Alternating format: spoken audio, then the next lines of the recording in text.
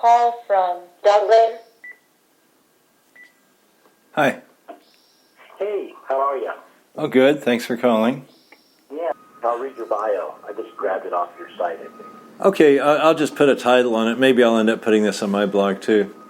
This is Rudy Rucker on June 26th, 2015, and I'm being interviewed by Doug Lain for his podcast, which used to be called Diet Soap, but now it's called, what is it called now? It's called Zero Squared, and it's associated with Zero Books. Right, Zero Squared. Okay, so are you recording my side of the conversation as well as yours? Well, yeah, I have my phone on speakerphone, but it's probably going to suck. Yeah, right.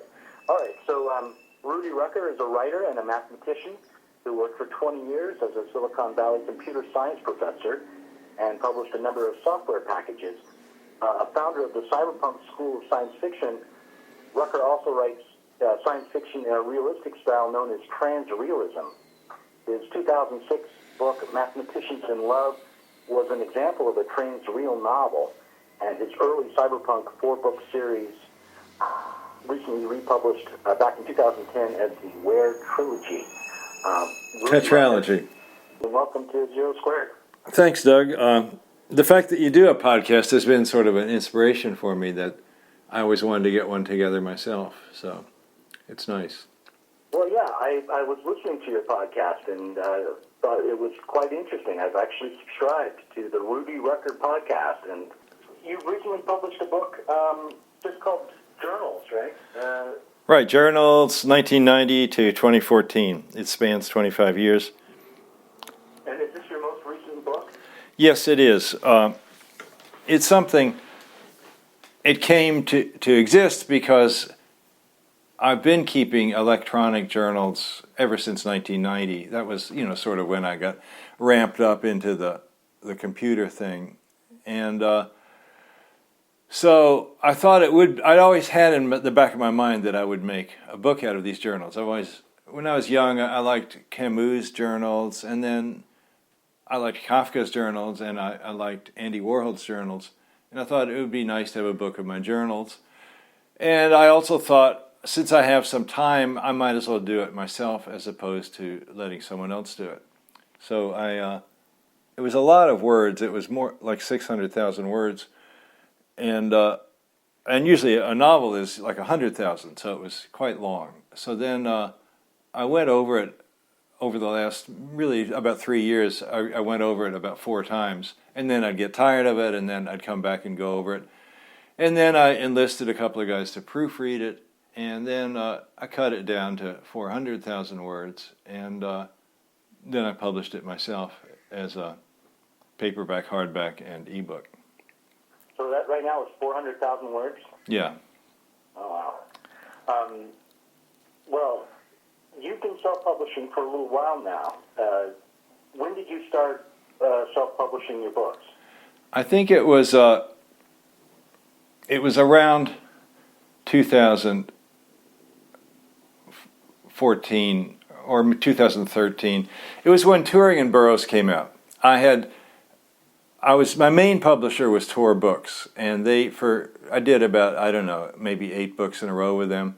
And I had a good relationship with them, but then there's this death spiral thing where the sales were going down and they were getting less interested in doing it, and maybe, well, not that they ever promoted them. You as a Tor author know what that's like. Yeah. But then, and David Hartwell, my editor there, was always very supportive, but it's not entirely his decision, of course. And then I did a novel, Jim and the Flims, and they didn't want to do that, so I took that over to Nightshade. And then Hartwell did pick up one more of my books. It was my autobiography, Nested Scrolls. And there was some hope that might make it over to the mainstream, because it's, a fairly interesting book about a writer's life. And but it didn't catch on. And then at that point, Tor said, well, we just can't publish your books anymore. And right. And I had thought I'd found a new home at Nightshade, but then they more or less went bankrupt, or they got bought out by somebody else. And so then I thought, well, screw it. I think I can figure out how to publish myself it's not that hard. I mean, it's hard in the sense that I was a computer science professor, and it took me 7 months to learn how to do it. So Yeah, right. it's non-trivial, but I did figure it out, and then so now I'm selling the paperbacks via Amazon and making my own ebooks too. And that's the downside is that I don't get much promo that way. But again, I wasn't getting much promo anyway. I guess the big thing is that you don't really get onto the shelves of bookstores. And in principle, they can order them, but they won't do it. And so that's kind of, and you don't get reviewed really. Maybe Locus will review them, and maybe a few scattered people review them. The other downside is you don't get a book advance, but the strategy that I figured out for that is now I do a Kickstarter for each of my books, and that way I'm able to raise maybe $5,000 or $6,000 or $7,000, and that's pretty much what I was getting as my advances towards the end at Tor. So that's okay, and the sales are less, but of course I get a lot more per unit than I would if it was being filtered through a publisher. Right. So I have to talk a little shop with you because, you know, I've worked with Tor and I've worked with Nightshade Books, both. Yes. And in fact, I have a novel coming out in August from Nightshade Books. And they're still going, and still a going concern. The Skyhorse is the new company that owns. Right, they're an imprint of Skyhorse, yeah, and that's probably not so bad, yeah. Yeah, I mean, would you, if they were interested, maybe I won't leave this in the podcast, but if they were interested in picking up one of your next books and would pay you a $5,000 advance, would you want to go with Nightshade through Skyhorse, or have you decided that overall you like self-publishing better? Well, I don't think I would go with Nightshade Skyhorse. They're so small, they don't really, I don't know, they don't have much of a presence. And I had a lot of trouble getting paid for my Nightshade book. It took a long time. And of course they were in dire straits now, and probably with Skyhorse running the shop it wouldn't be so hard now. There's also a question, would Skyhorse buy a book from me? And my books, aficionados of my work say, you know, I'm at the top of my form, and they're even better than they ever were. But for like a commercial bread and butter science fiction publisher, they're not really looking for literary, highbrow, esoteric, countercultural, bizarre novels. And this is what I tend to write. And you yourself do that to some extent. So. Yeah, I do. And I'm feeling a little nervous hearing you say this because, you know, I've got a book coming out in August, and it's definitely, I don't know how highbrow, I guess it's fairly highbrow. I'm not sure if that makes it smart. But, yeah. So I'm feeling, you know, like this self-publishing thing may be in my future too, because I figured I had a shot with Tor. I had one book. Yes. Didn't get a second shot. Right. And now they put a book out from Nightshade, a novel. Yeah. And I'm putting together some anthologies too, but I may not get a second shot with Nightshade if they can. Although I don't know, my feeling is with Skyhorse that Skyhorse is relatively large. I mean, not like Macmillan or something, but that they put out a lot of different kinds of books, and they're successful because they're buying up all these other companies. They must be somewhat successful, right? But I haven't seen. I mean, I'm not even sure it's going to be reviewed in Publishers Weekly. You know, yeah. Well, also something with publishers, I look at their list of the books they have, and if I don't see any books that are really very much like my book, then I'm not too optimistic. There's also a matter of you have to wait, you know, maybe 6 months, maybe 8 months before you hear back from them, and there's this going around hat in hand thing, which I'm just tired of at my age. You know, it's like, fuck that. And then, right. I mean, I'm just begging them for like a fucking scrap off their table, and I can get the same money with Kickstarter. And so, you know, I mean, I'm writing a novel now, and I probably will offer it to Tor, and because if, you know, I'd get less money in the end that way, but, you know, who knows? There's always, it's a bit of a lottery with a publisher. There is more of the possibility of it catching on, you know, because they're putting it out there. So this novel I'm working on now, it's called Million Mile Road Trip. And it has to do with something that's always, I like taking road trips with my wife, and then there's always, like, the Wild West isn't big enough, you know. We've did Monument Valley, you know, and we did Nevada, and wouldn't it be great if you could just go and, you know, you get California, and that's great, and then you hit the ocean. Wouldn't it be great if you could just keep on driving, you know? And that's sort of a fantasy I've had my whole life. And people have touched on this. I mean, there are books with endless worlds where people drive around. Terry Pratchett had a world a little bit like that, and then Charlie Stross had a world a little bit like that. But you know, they each did it in their own style, and I'd be doing it in my own way. And I'm thinking of trying to make it be a young adult book. And my characters are, well, there's two. The main two just graduated from high school, and the younger brother of one of them is along too. He's 13. But then it's a whole thing with the genre. You think about YA, I mean, that wasn't really even a word people used, of course, 15 years ago. There were just some books that had young people in them, and then sometimes, you know, they would be popular with young people. And then, I mean, if you totally get into the strictures of, you know, true blue YA, which is, you know, not something I would do, of course, but you know, you're in high school, you're talking about your first period, you know. Right, I mean, Judy Blume was a young adult novelist. Yes. And a good one. Yeah, it's possible, yeah.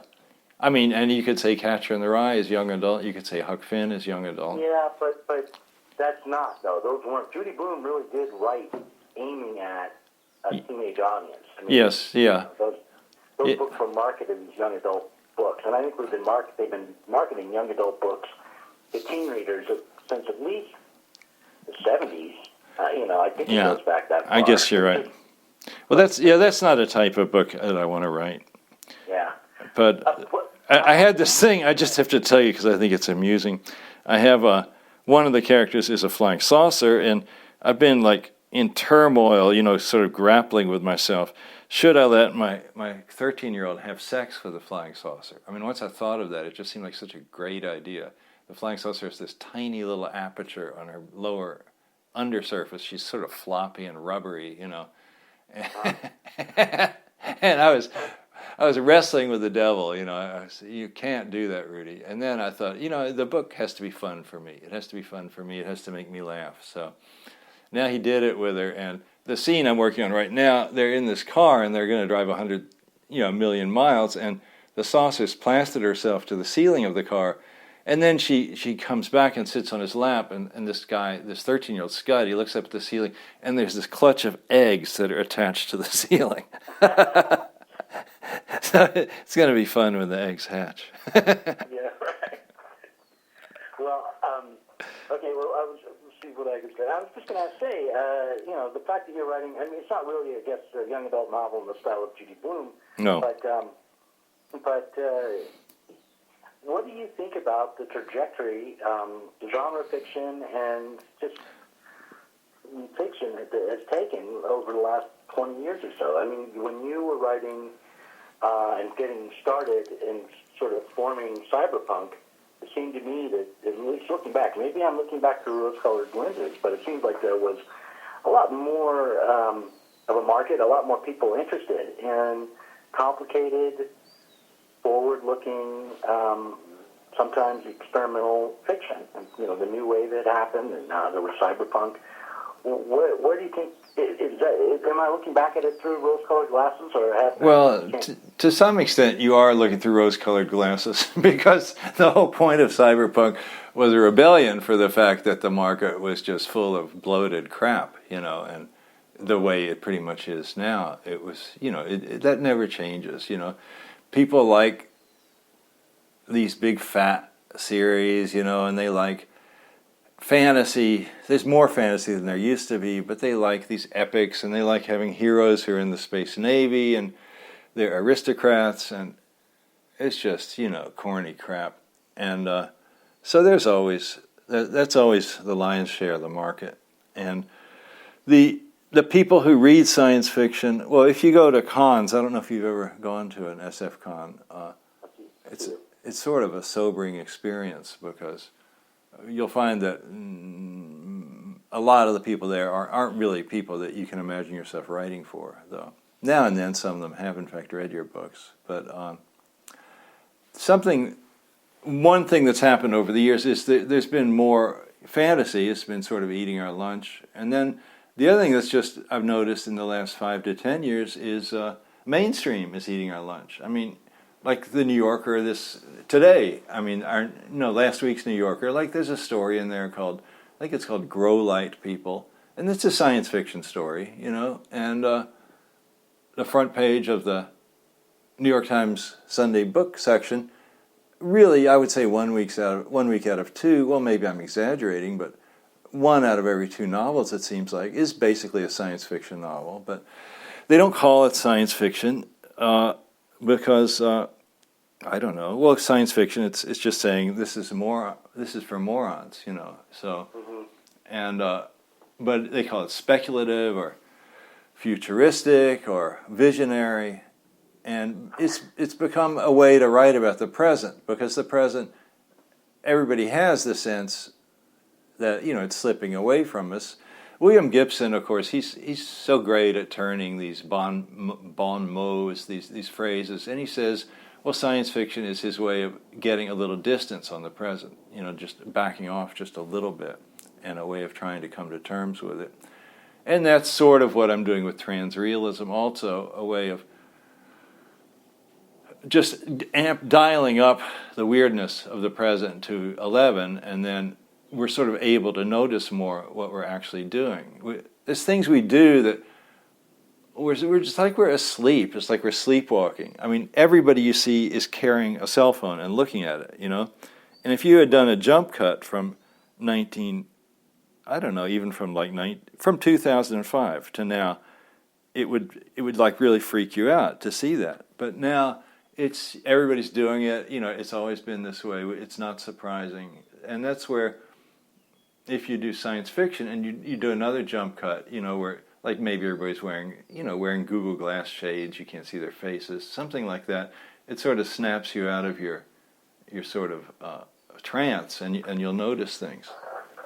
So. Right.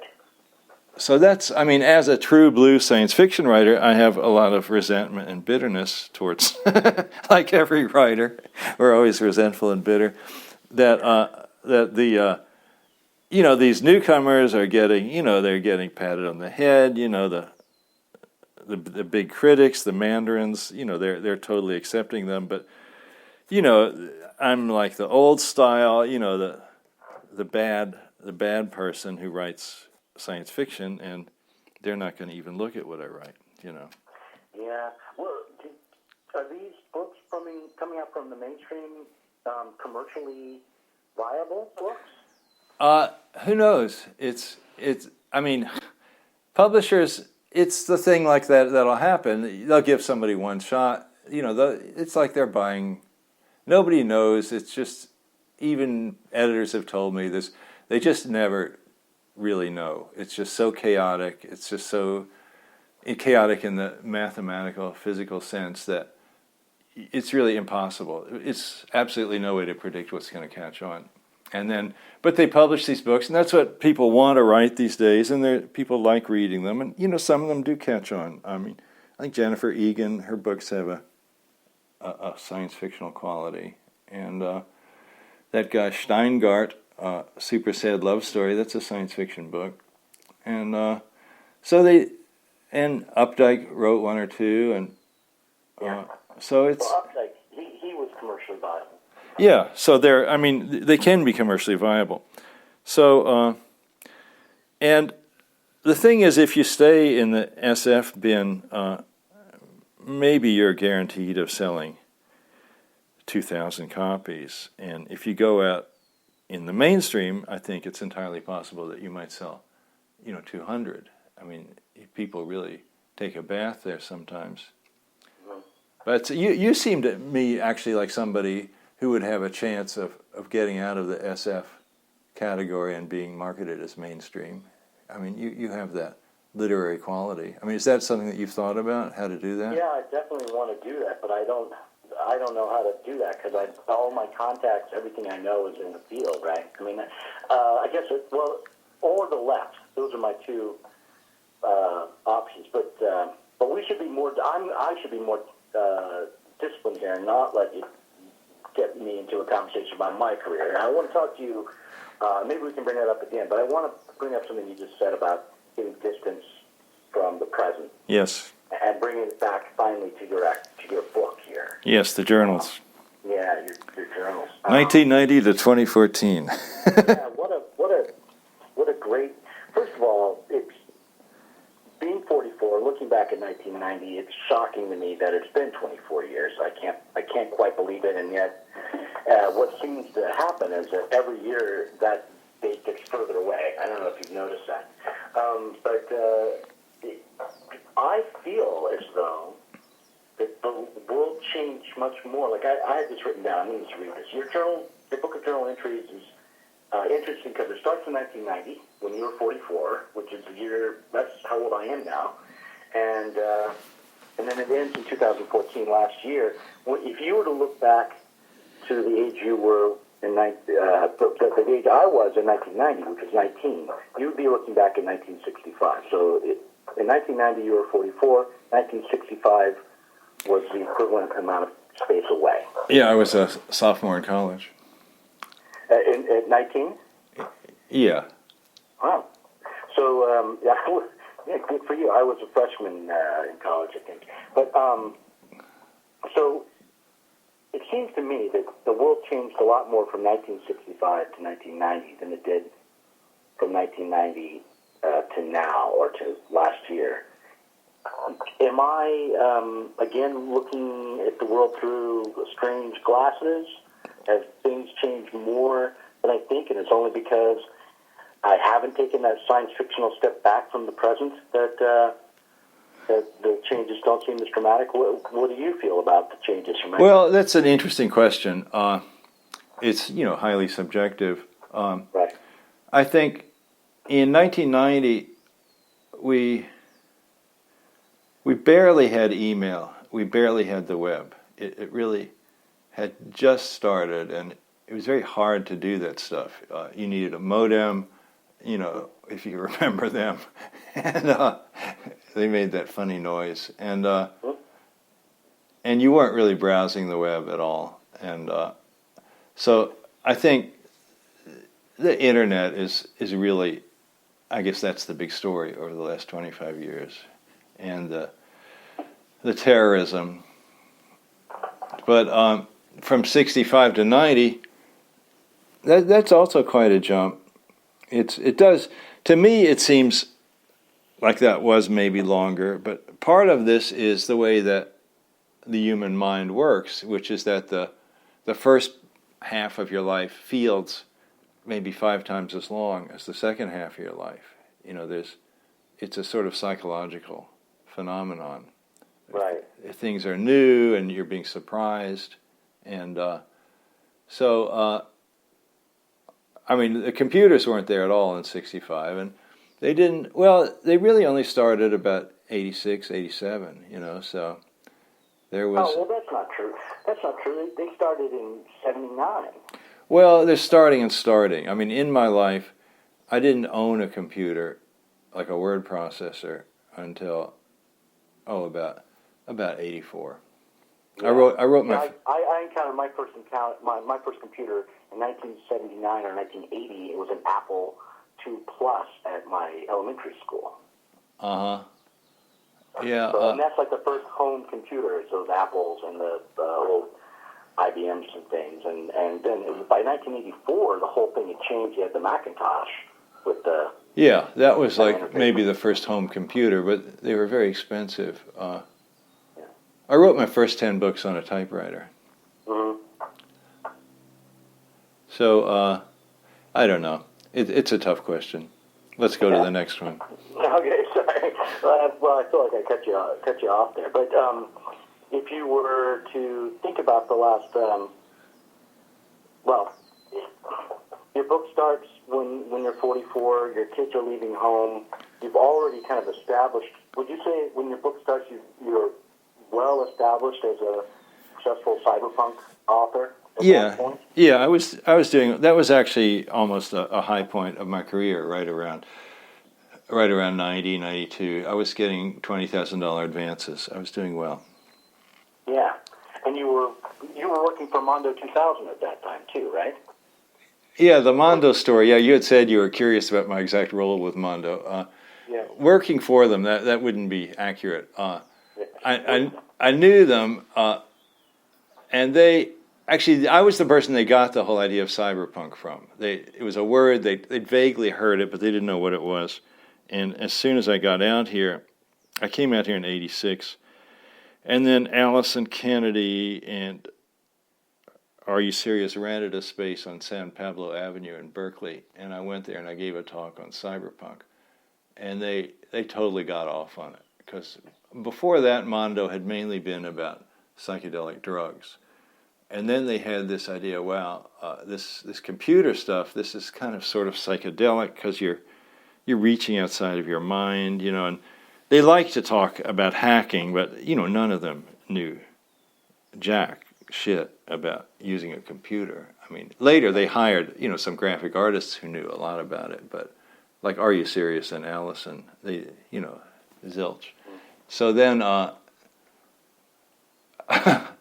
mean, their idea of, hacking would be to take, like ecstasy or something, and then imagine that you were doing telepathy with your friends. But it wasn't exactly assembly language, Yeah, right. But so I kind of turned them on to that. And then they got me to do a few articles for them. Not a large number, because it was frustrating to write for them. Allison, it's just hard to overstate what a marginal kind of personality she had. I mean, likable, and I enjoyed. She was exciting, but I'd send her an article, she'd lose it. Okay, I'd send it again, she'd lose it. Then they were going to publish the issue in a week, and then she'd write me, well, this article, you have to rewrite it. There's something wrong with it. And then I'd rewrite it, I'd send it, she'd lose that.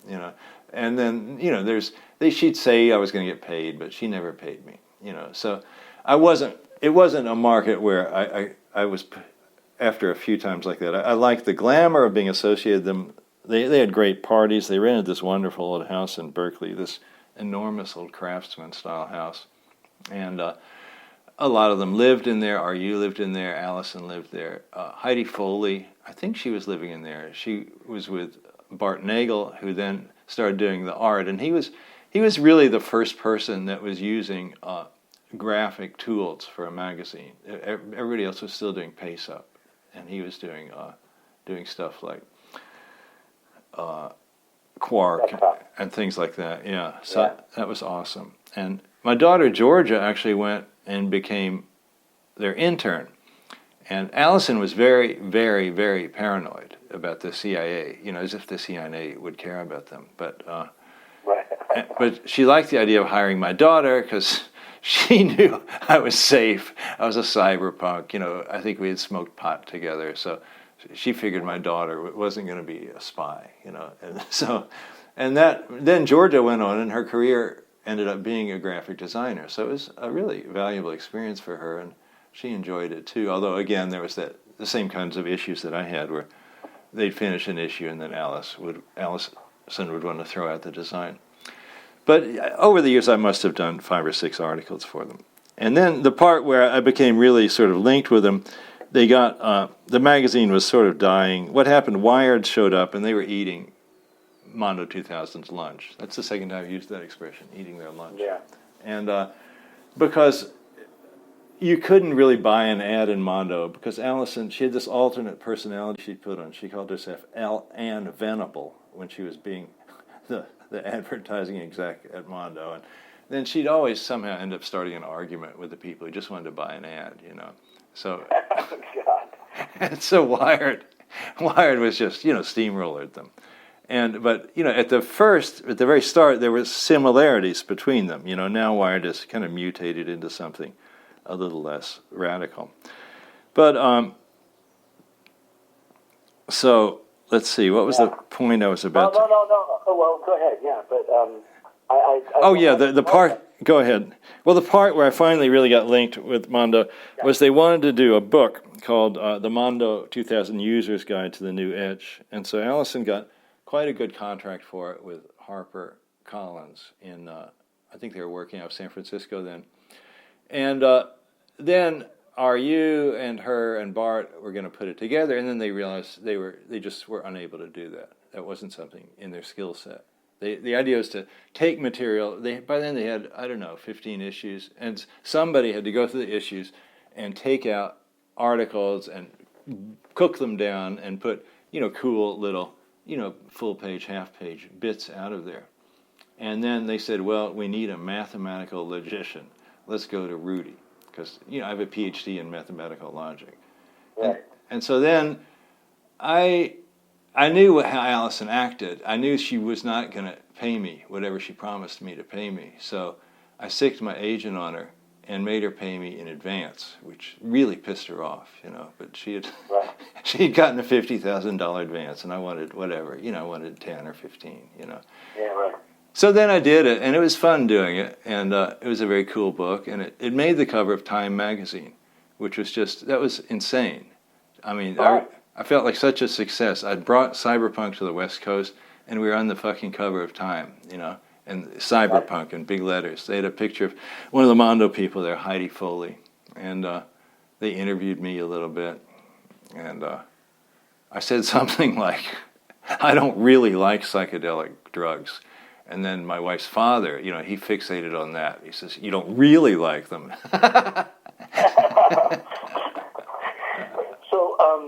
Okay, so what year was it that book made the cover of Time? You could look it up in the journals. I would have to say maybe 92, maybe something like that. Yeah. I mean, first, you're talking to someone who probably first encountered your work in that magazine. Huh. Cool. Living in Portland, Oregon, going to college, off and on for too many years. Never quite wanting to let go of being a university student and reading Mondo 2000. And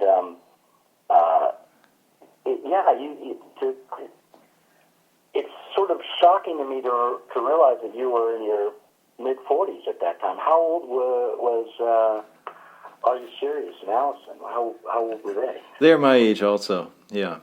So you're like, this was a kind of a carryover from this, in a way, from the 70s. I mean, like a hippie project. Yeah, it was hippie, and then I went through sort of a punk phase more than the others. But I'm the oldest cyberpunk. I'm older than Gibson, and he's older than Sterling. And then Shirley, I think, is about the same age as Sterling. Mm-hmm. And so,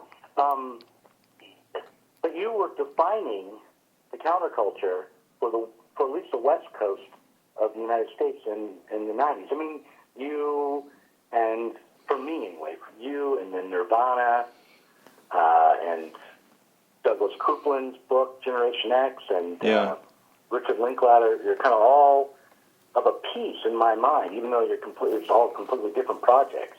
Right. Do you see that you were involved in sort of shaping the counterculture for a generation? Well, that's nice to hear you say that. I don't generally think of that as being the case, but yeah, cyberpunk really did catch on. The word, people really dug it. It's the reason it was such a powerful word is that it's a synthesis. It takes cyber. Everybody, can see that computers are taking over. People are being like machines. Machines are being like people. And then there's this redeeming thing that up until then, computers had always been boring, so things that are run by dweebs, some like yelling face on a giant screen on a wall, like in those crappy Hollywood movies, or Star Wars with everybody wearing these dumbass pajamas, and English accents. But we said, let's put punk on it, and let's have sex and drugs and rock and roll, and let's be countercultural, and let's have it be funky and street. And then people really got off on that, because then they said, well, this we're about to have our souls stolen by the machine, but cyberpunk, if we come at it that way, then that's salvation.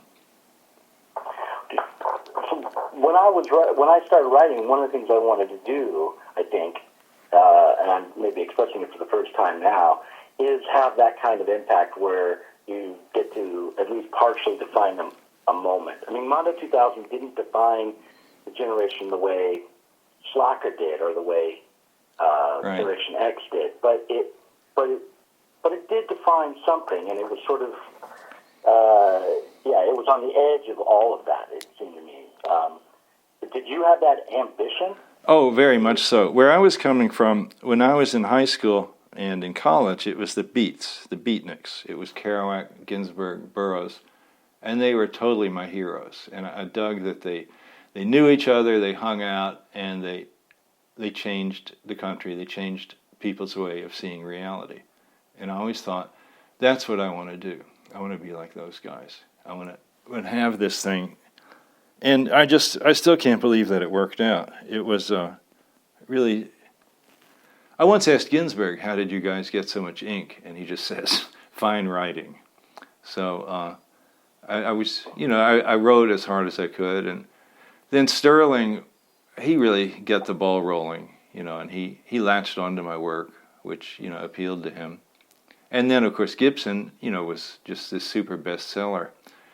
I've even worked out this analogy where Gibson was sort of like Kerouac. He was the writer who had huge sales. And then Sterling was more like Ginsberg in that he had this polemical side.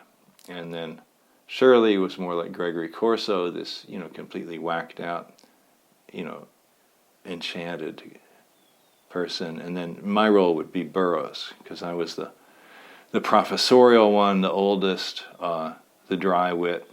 That's me. Yeah. You gave yourself the coolest one to be. It works for me. It's like saying, we're like the Beatles and I was John. Yeah. Well, Kerouac's very cool. Gibson is very cool. It's hard to be cooler than Bill. I don't know.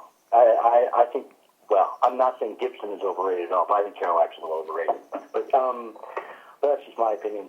So, okay, now I want to ask you about Dazed and Confused. This kind of fits in.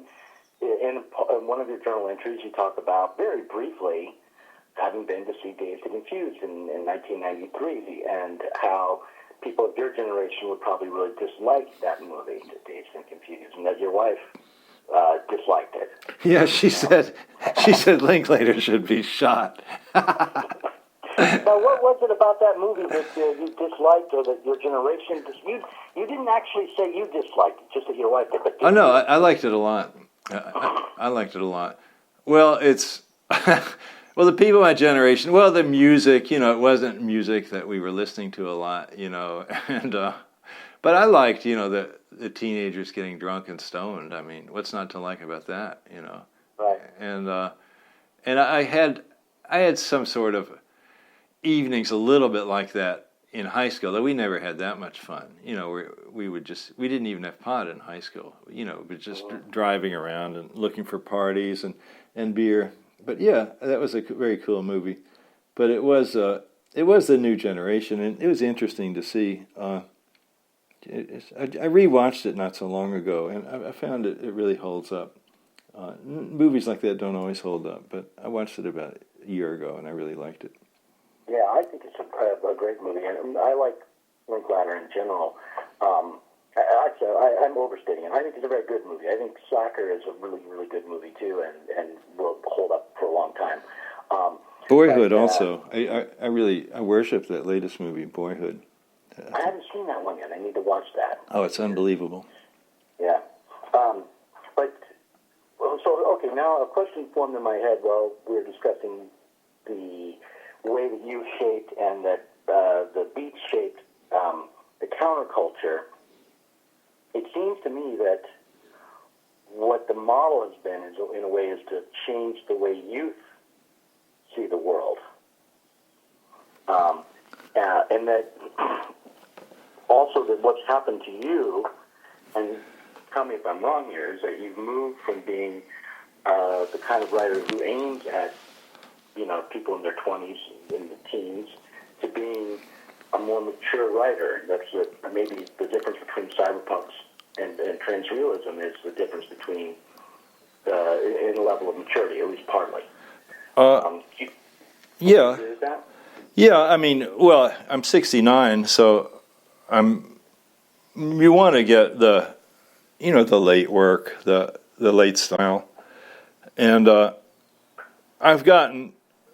had this turning point when I was 50.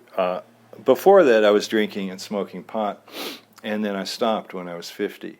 And that's maybe changed my personality, or to do that, I had to change my personality a little bit and be a little bit less enamored of shocking people. Though I do like shocking people anyway. I mean, like, look at this thing with the UFO fucking the boy.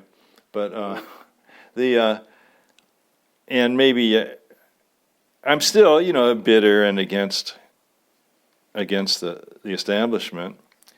But there's something, I feel like I've gotten better at depicting people in an empathetic way. And the cyberpunk thing, you can't just keep writing that. I went back to it in my novel, Post Singular, and that was, I thought of that as a strong cyberpunk novel. It didn't really quite get recognized as that, but it did pretty well.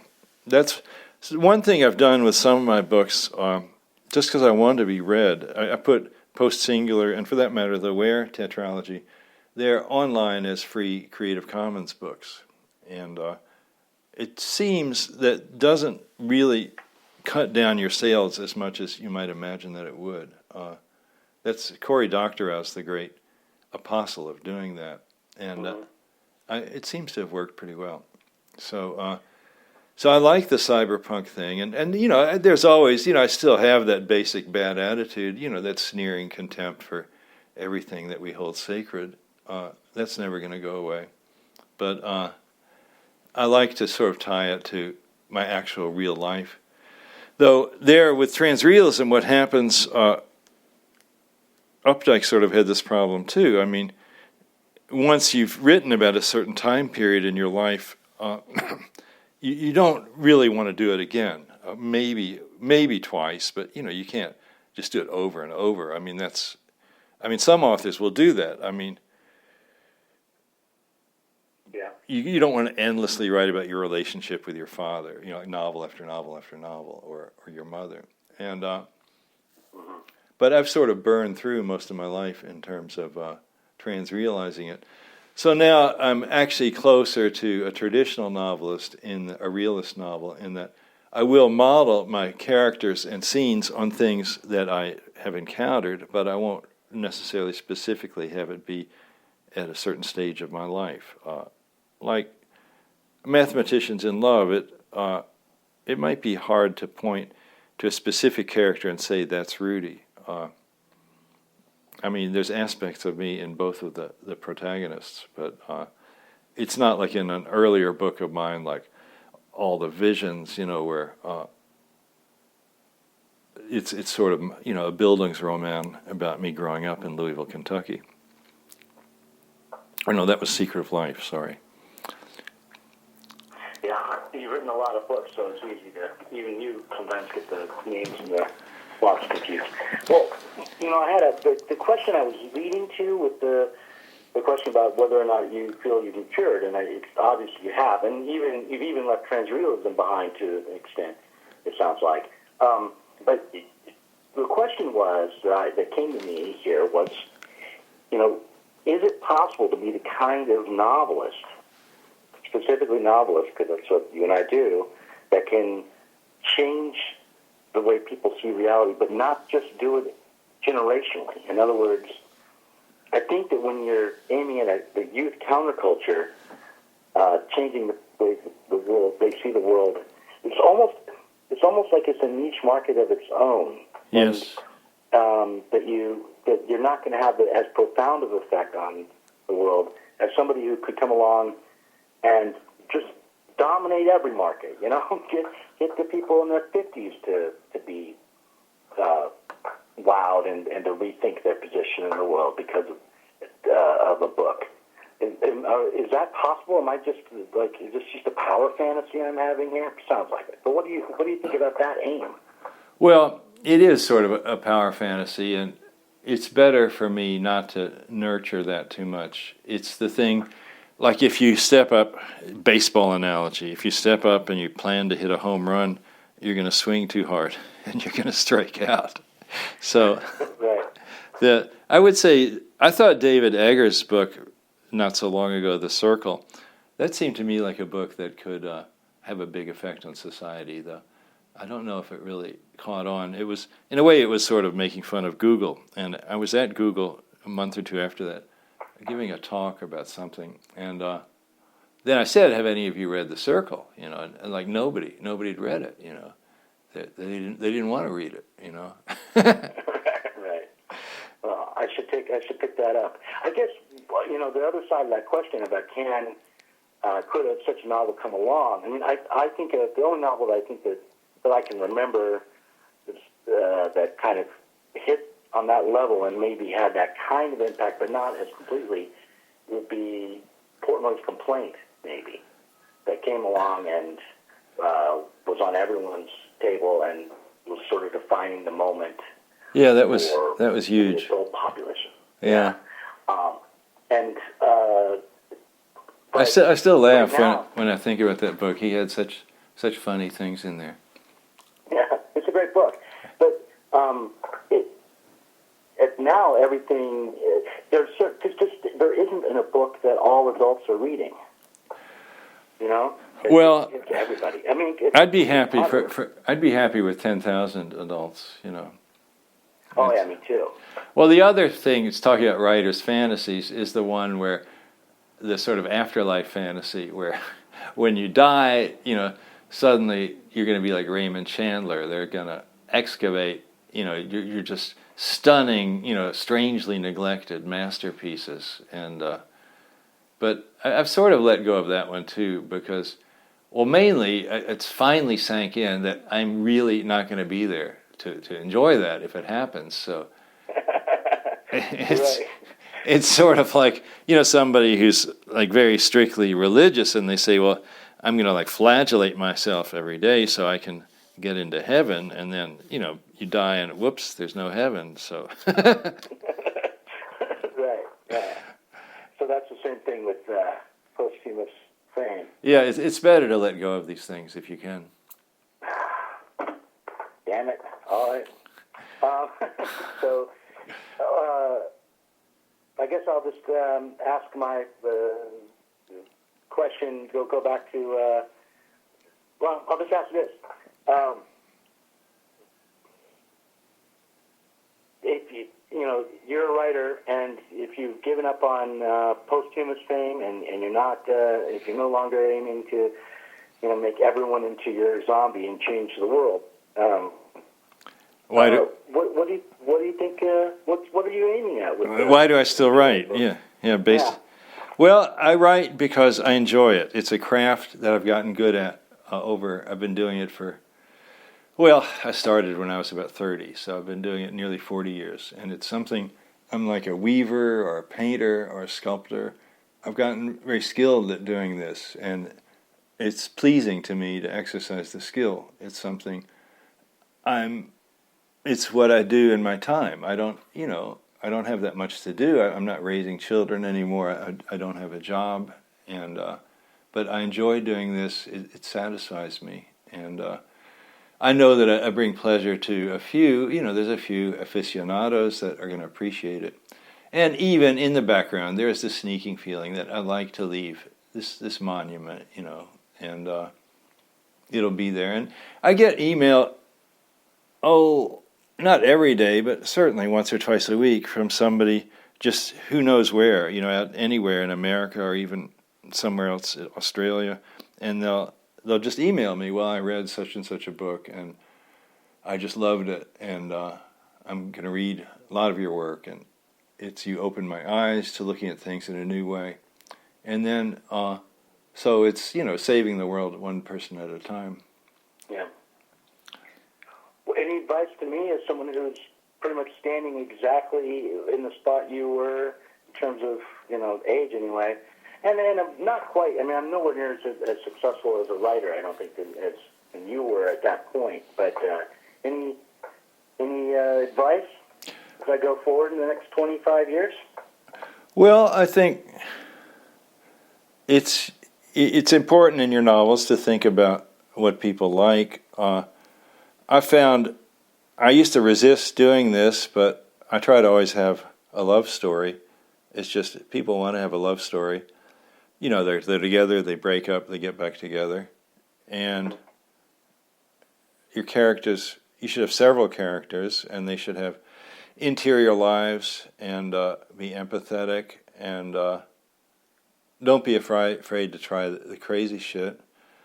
I'm still always telling myself how to write. Just the other day I realized this routine I was telling you about, the saucer laying the eggs on the ceiling of the car, I'd been thinking, I'll do that halfway through the book, I'll save it.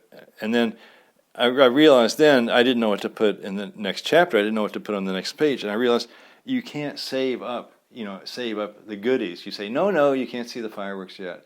It's just keep on setting them off all the way through the book.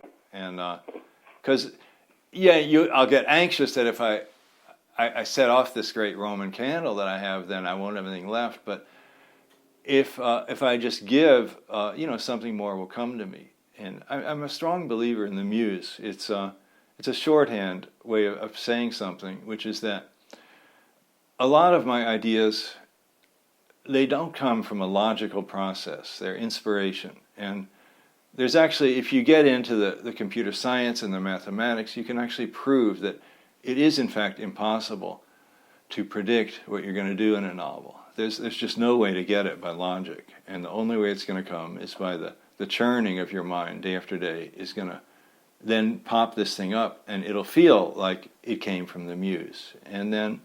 And maybe there is, at some deeper level, we have a quantum entanglement with the world. And the cosmos is, when I'm really rocking on a book, I'll get this feeling like the world is dancing with me. I'll be thinking about a certain kind of character, and then I'll go outside, to the main street, and I'll see, the template for that character, and they'll be saying something, and it's just perfect what they're saying, and I'll jot it down. I often have a scrap of paper in my pocket, and I can jot things down. And that's another reason I like writing. It's not just the craft, I'm not like just some sweatshop worker. It's joyful. It gets me high. It raises my consciousness. So, just keep thinking about your readers and get high off your writing. That's the best advice I can give. Okay, thanks. Wow, okay.